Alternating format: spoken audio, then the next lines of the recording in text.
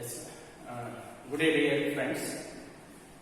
In this particular session, I would like to make you know regarding how the British extended their rule over India after the battles of Plassey and Buxar. The British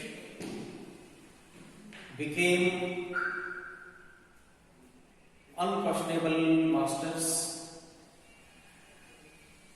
over India after the battles of Carnatic. The other European countries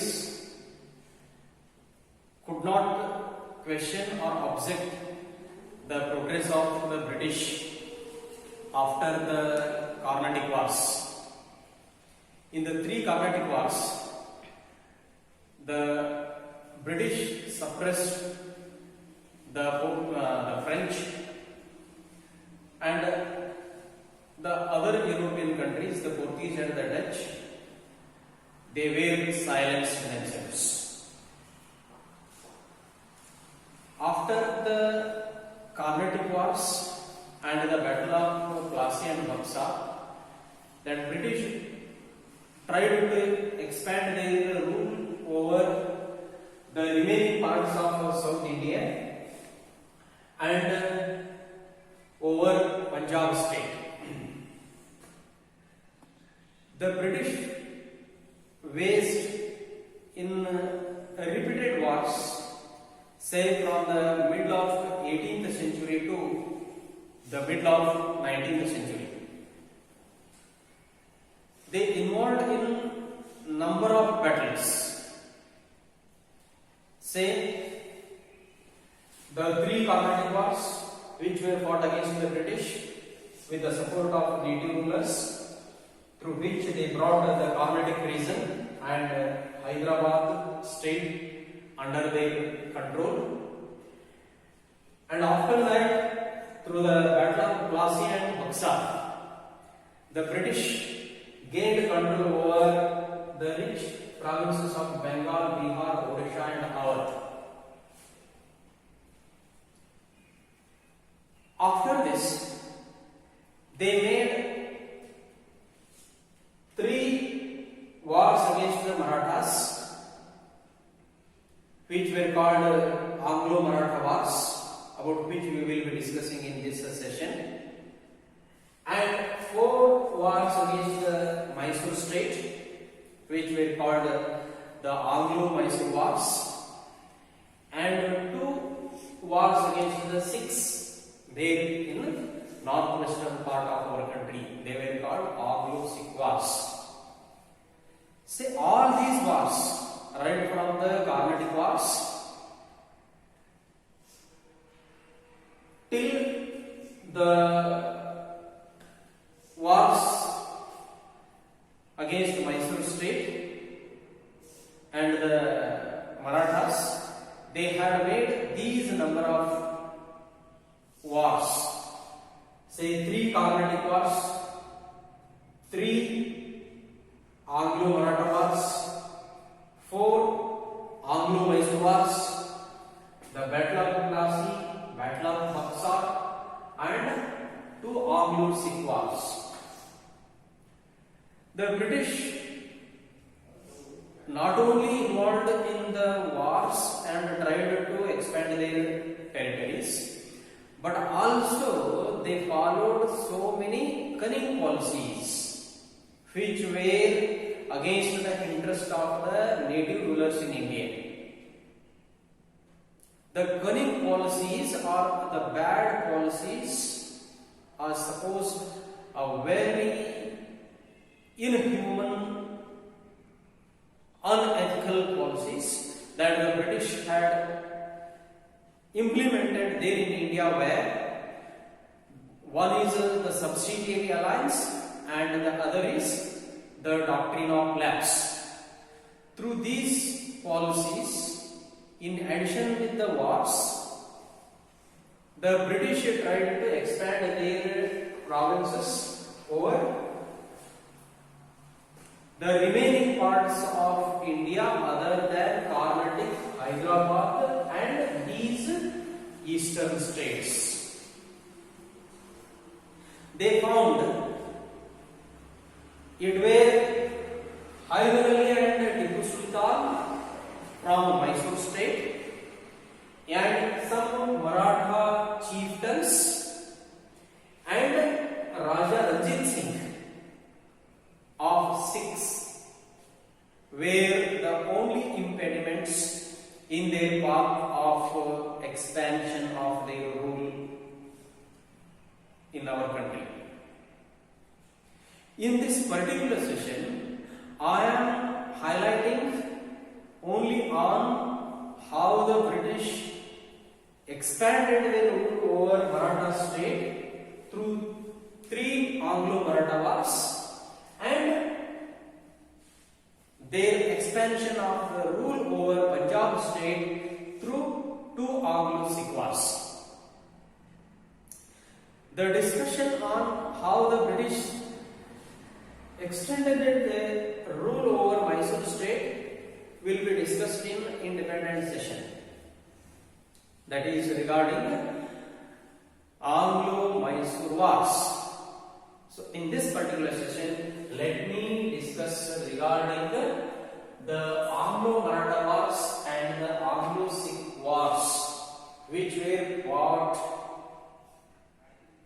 between the middle of 18th century and up to the middle of 19th century. So these were the techniques waging the wars against the native rulers, bringing them under their direct rule, and implementation or application of some policies like subsidiary alliance and doctrine of lapse, where such kind of the techniques or the tactics the British utilized in extending or in expansion of their rule over our country. Say, regarding the Anglo-Maratha wars, say the Marathwada, the present state of Maharashtra, and the Maratha kingdom, which was divided among so many Maratha chiefs after Chhatrapati Shivaji, was being ruled by different Maratha royal families. Basically, they were involved in mutual squabbles, mutual fights, or hatredness, or a kind of rivalry was going on among themselves. Such kind of a situation favored the way for the British to interfere in the matters of the Maratha kingdom. And this disunity among the Maratha rulers, Maratha chiefs, was properly utilized by the British. So let me tell you the major reasons for the first Anglo-Maratha war to take place. The first Anglo-Maratha war, which took place between 1775 to 82, was the result of the Marathas extending their support to Shah Alam to become the emperor of Mughal after the Battle of Buxar. After the Battle of Buxar, Shah Alam was made a subordinate ruler under the British because he was defeated along with Suruj-ud-Dawla and Nasir Singh. So, he was reinstalled by the Marathas back onto the throne of Mughal Empire, and this recognition by the Marathas of Shah Alam as an independent ruler made the Marathas to become the enemies because Shah Alam was accorded the status of emperor by the Marathas, and he, after having pleased by this act of the Marathas, he gave Kora and Allahabad, two places in present Uttar Pradesh, to the Marathas as gift, actually which were given to the British by him earlier. Shah Alam gave Kora and Allahabad to the British already, but when Marathas supported him to become the emperor once again, to become an independent king once again after this battle of Buxar, he took back Kora and Allahabad from the British and gave to Marathas, and this enraged the British. Meanwhile, a Maratha strong ruler, Peshwa Madhav Rao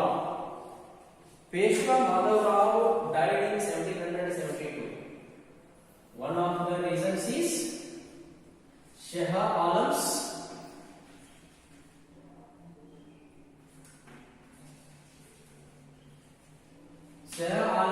restoration on throne. And second one is death of Madhav Rao, Peshwa Madhav Rao. Death of Peshwa Madhav Rao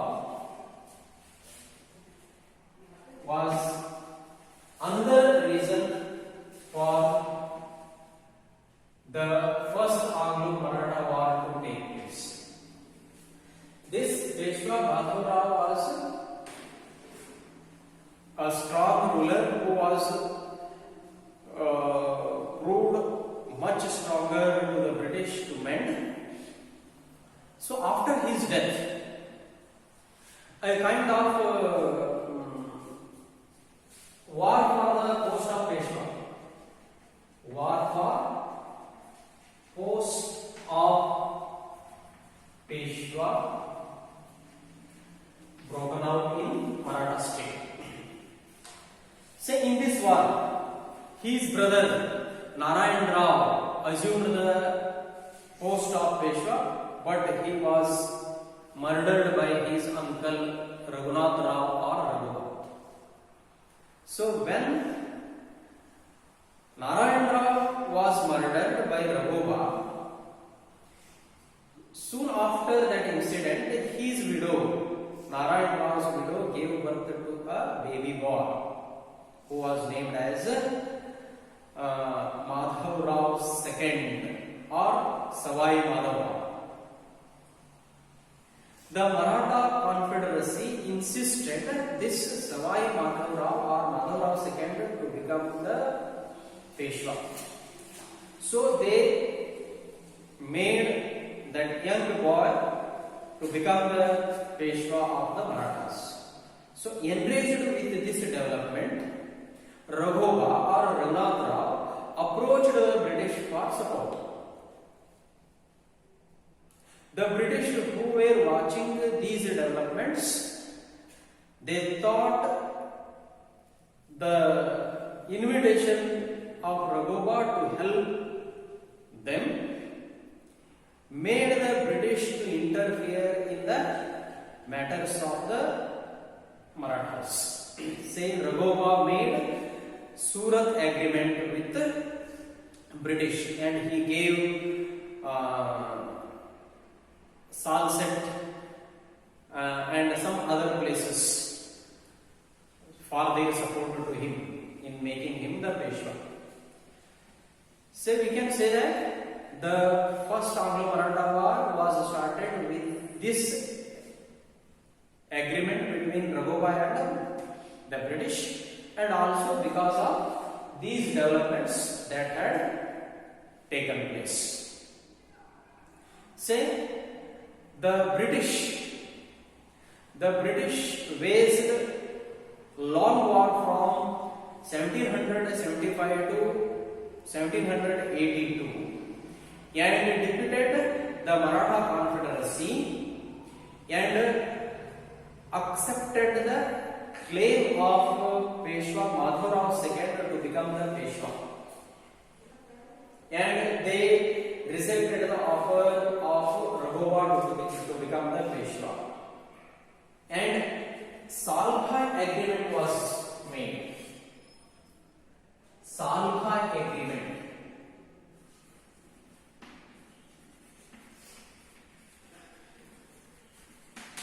Say the Salbhai agreement put an end to the first Anglo-Maratha War.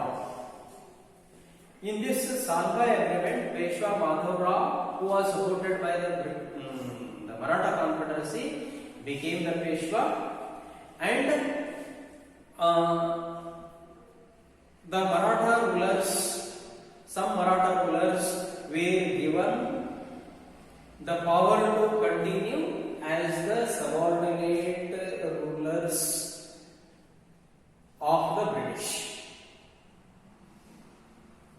So such kind of developments had taken place during the first Anglo-Maratha War. And the situations of disunity or a kind of rivalry or enmity that grew among the Maratha rulers, which led for the second Anglo-Maratha War to take place. The Marathas did not get united. They remained scattered. They remained divided. So that situation helped the British again to interfere in the matters of the Marathas. So which led to the second Anglo-Maratha War. The major reason for the second Anglo-Maratha War to take place was the rivalry or the enmity existed among Maratha rulers. This situation helped the British to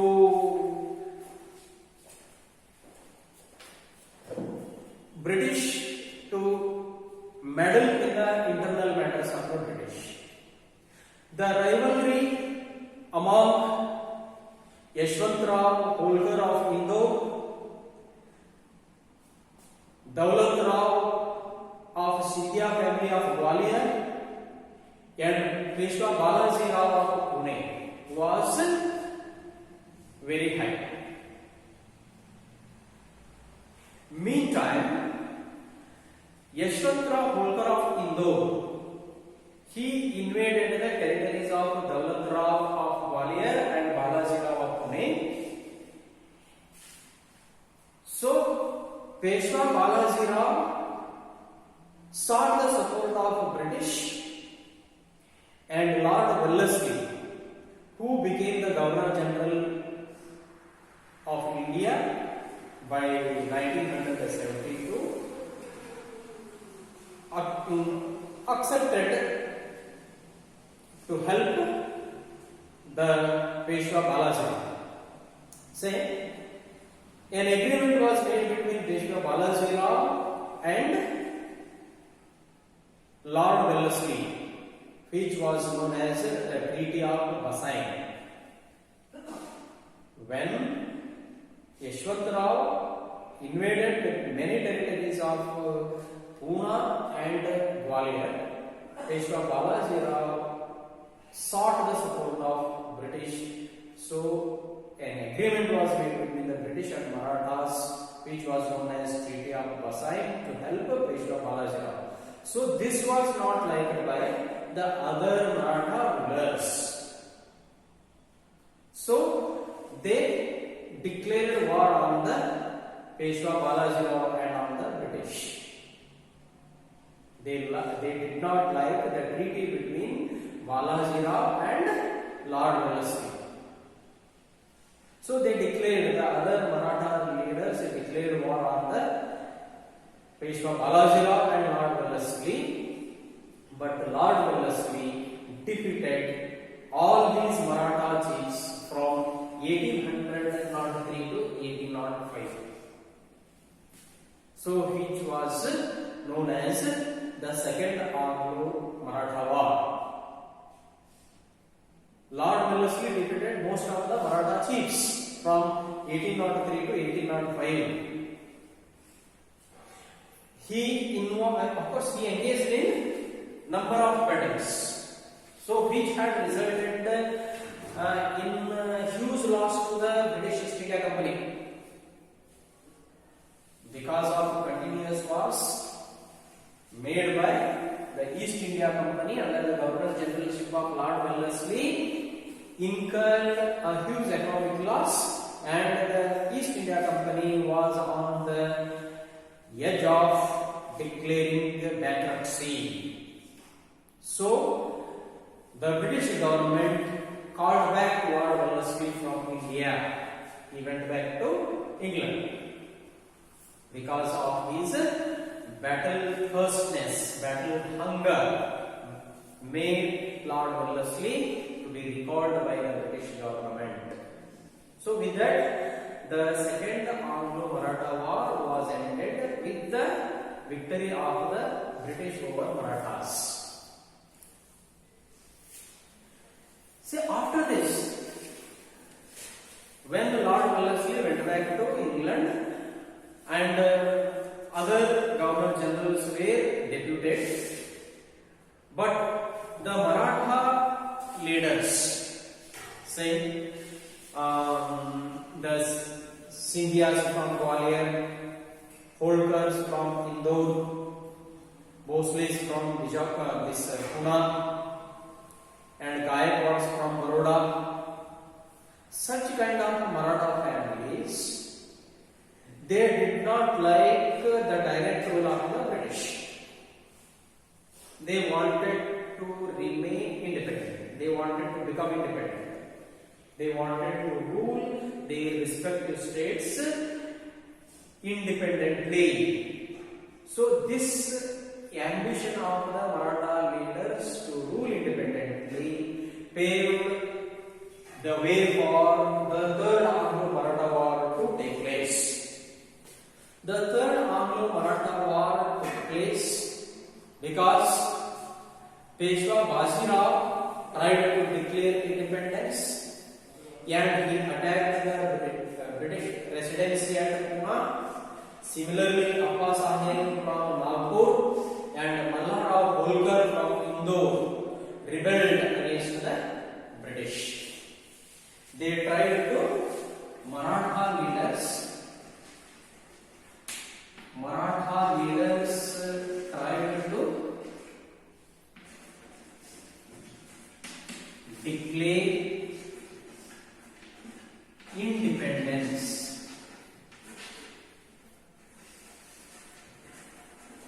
or they tried to become independent rulers, made or it caused for the Third Anglo-Maratha War to take place. And in the Third Anglo-Maratha War, say Balajirao fought against the British. He continued his war. Initially, he plundered so many installations of the British at Pune. British residency, major office was plundered, and then he continued his war at Koregaon and Asti. But the British became upper hand ultimately. The British gained control over the Maratha rulers in the Third Anglo-Maratha War, and in the year 1880, British cancelled the post of Peshwa. The post of Peshwa was cancelled. Cancellation of Peshwa post. Peshwa post in the year 1818. Empowered the British to gain complete over the Maratha kingdom. In the sense, the Marathas were not allowed to rule as independent rulers, and any Maratha territory was legally annexed to British regime or British Empire. But the British accepted Pratap Simha, the successor of Chhatrapati Shivaji, to continue as the traditional ruler of Marathas.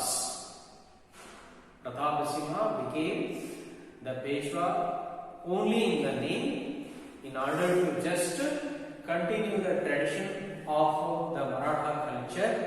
He was given the post of Peshwa along with the annual pension, but he was not given any legal rights by the British to continue as an independent king. So by 1818, the British gained complete over the Maratha kingdom. From 1818 to 1857, the Marathas tried to consolidate their position through other battles and also through application of the subsidiary alliance and doctrine of lapse. See, after this, the Marathas diverted their concentration over this Punjab state. The Punjab state, which was being ruled as an independent state on the northwest part of India, it was being ruled under the leadership of Ranjit Singh. Anglo-Sikh wars.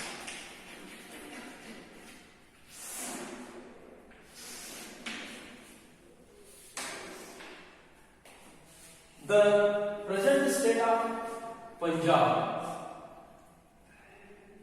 it was consisted the western Punjab, which is presently in Pakistan. It was being ruled by Raja Ranjit Singh, a very strong and brave king. As long as he survived, the British kept a very healthy relationship with Raja Ranjit Singh. They have made a pact, a continuous friendship pact with Raja Ranjit Singh.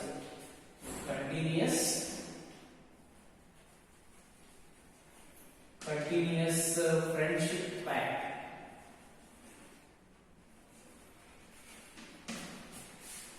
Was made between Raja Ranjit Singh and British, and they wanted such kind of strong ruler on the northwestern part of India to protect their interests in India, so that he could check any invasions over India from the northwest. So they made or kept Punjab state as a buffer state. But what had happened? Raja Ranjit Singh died in the year 1839. Death of Raja Ranjit Singh. Raja Ranjit Singh in 1839 resulted in the British starting to interfere in the matters of Punjab. After the death of Raja Ranjit Singh, a kind of anarchical situation broke out in Punjab. Anarchy broke out. A situation of the absence of law and order. That is the sense after or during the unstable government, such kind of disturbing situations prevail in the state or country. So similar such kind of disturbing situations started. So the British utilized this situation by breaking the Continuous Friendship Pact. They broke the Continuous Friendship Pact which was made with the Punjab state by the British. They violated and they invaded the territories of Punjab. Sensing the danger from the British, all sects of the people, Hindus, Muslims, Sikhs, united and fought against the British, but they were not able to sustain the blows of the British. So British became successful and Lahore Agreement was made in the year 1846, which we call as the first Anglo-Sikh War. First Anglo-Sikh War took place in the year 1845 to 46. From the year 1845 to 46. During these 2 years, the first Anglo War took place after the death of Raja Ranjit Singh, and which was concluded with the Treaty of Lahore Agreement. With this Lahore Agreement, the first Anglo-Sikh War came to an end. After this, some Sikh rulers did not like the British to rule Punjab directly. They did not like the British bringing Punjab under their direct rule. So, some Sikh rulers tried to revolt against the British. They did not accept the British regime, British supremacy. So it was Chattar Singh Athariwala from Lahore, of course, that led for the second Anglo-Sikh War to take place. Second Anglo-Sikh War started in the year 1848 and ended in the year 1849. Say, Chattar Singh Athariwala. Chattar Singh Athariwala from Lahore and Mulraj from Multan. Such kind of other Sikh rulers tried to declare independence, so they revolted against the British, but the British suppressed the Sikh rulers and brought the state of Punjab under the rule of the British.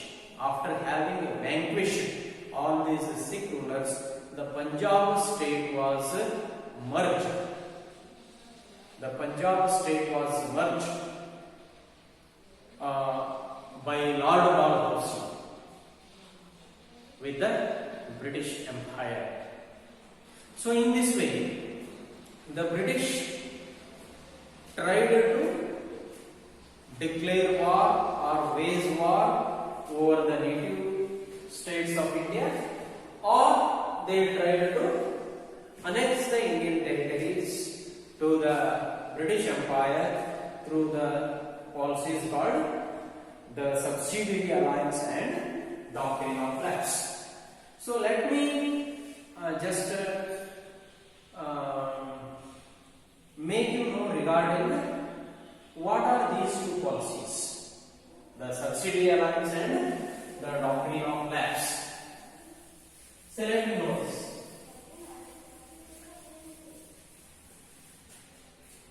The two policies, subsidiary alliance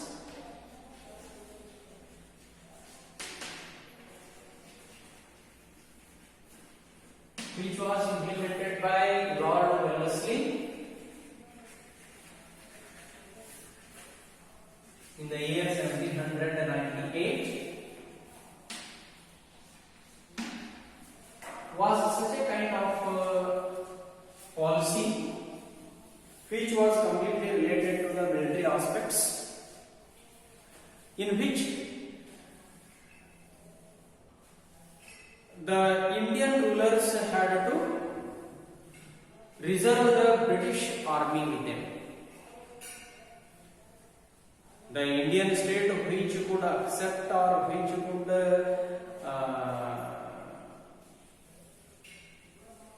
let the British to apply this over them had to have or had to maintain the British army with them, and its expenses were to be faced by the Indian state or the state whichever could accept that. That in the sense, the British contingent of the army was to be maintained and reserved with the native ruler, and its expenses, the paying of the salary or the wages of the soldiers, purchasing of the weapons or maintaining the army, was put on the responsibilities of the native rulers. And also a native ruler who could accept this subsidiary alliance had to keep a British resident in his court. British resident or a British officer was to be kept in the court of Indian native ruler, who would act like an agent or mediator between the native state and the British. And also, no Indian ruler could make an agreement or any treaty or any pact with any other Indian ruler or with any other European company without the permission of the British East India Company. The prior permission by the Governor General was mandatory in making any kind of agreements between the native rulers or between the native rulers or any other European trading companies. And also, any foreign trading company, say maybe French, Dutch or Portuguese company, could not make any attempt of taking over any part of the native ruler without the permission of the British. So these were the terms and conditions, and in turn the British were giving the protection to the native ruler who could have accepted this. They could protect the native ruler's territory from any kind of external invasion or aggression. So with these conditions, the subsidiary alliance was implemented and so many states accepted, and the British transferred their responsibility of maintaining their huge army on the responsibilities of the Indian rulers.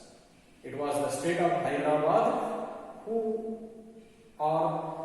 which accepted the subsidiary alliance for the first time. Say, this was quite humiliating aspect on the part of Indian ruler, because maintenance of the British army was becoming the responsibility of the Indian ruler.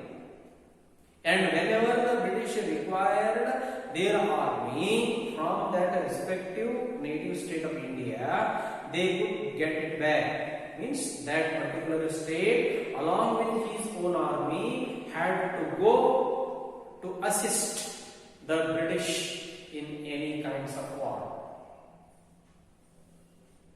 And also, the British implemented another policy.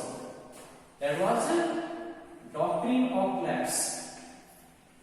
Doctrine of lapse, which was implemented by Lord Dalhousie in the year 1848. Lord Dalhousie brought this kind of policy after having observed, studied the situations in the native kingdoms of India. Say this was such kind of policy which was enabling the British of taking over any Indian territory if any Indian ruler died without a natural heir. His or her territory, means if there is a king or queen, their territory, if they die without their natural successor, their territory would have been taken over by the British. That in the sense, in those days, large number of Indian rulers were not having their own children.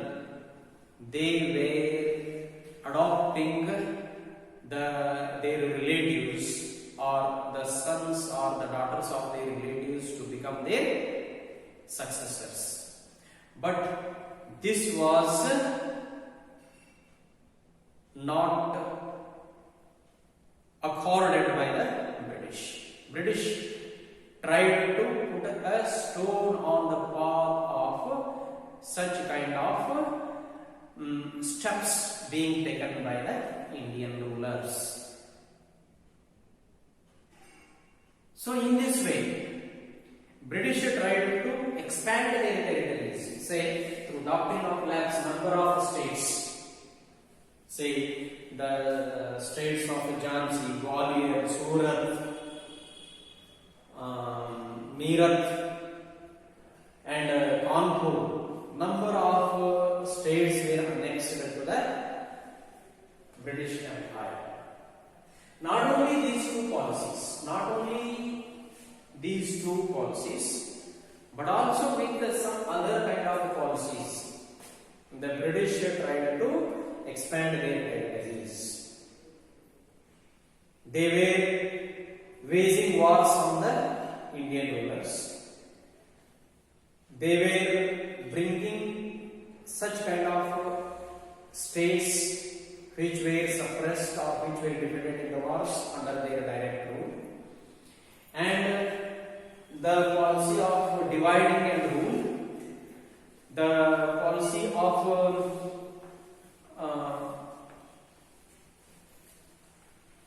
direct rule, and